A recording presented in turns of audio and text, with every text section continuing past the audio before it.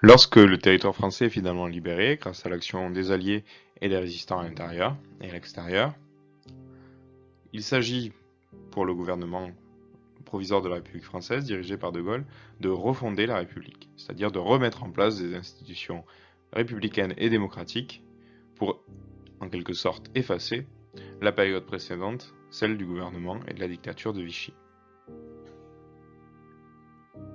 Alors, première partie, comment la République est-elle rétablie? D'abord, en 1944, le gouvernement provisoire de la République française, qu'on appelle GRPF, constitué de résistants et dirigé par le général de Gaulle, avait prévu un programme politique à appliquer à la libération. Mais dans un premier temps, le gouvernement obtient l'évacuation rapide du territoire par les armées alliées. Il s'agit en effet de reprendre le contrôle du territoire. Une fois que ceci est fait, le gouvernement désarme les groupes de résistants pour que la justice soit assurée par l'État. En effet,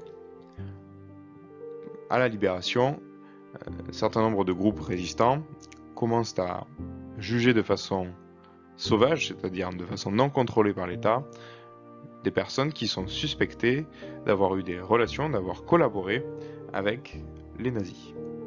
C'est le cas par exemple de nombreuses femmes qui sont tendues et obligées de défiler dans les rues pour les humilier.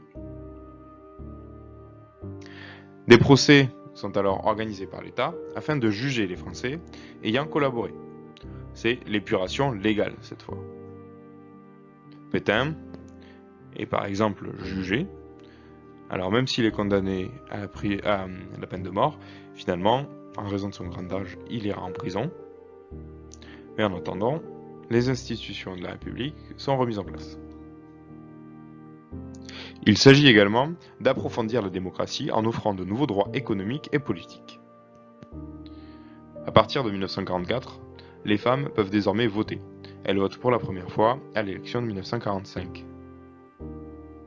Pendant la guerre, le Conseil national de la résistance avait élaboré un programme qui est appliqué à la libération. Premier point, le gouvernement prend le contrôle de certains secteurs économiques par la nationalisation. Notamment la nationalisation de groupes comme Renault qui avaient collaboré avec l'occupant allemand.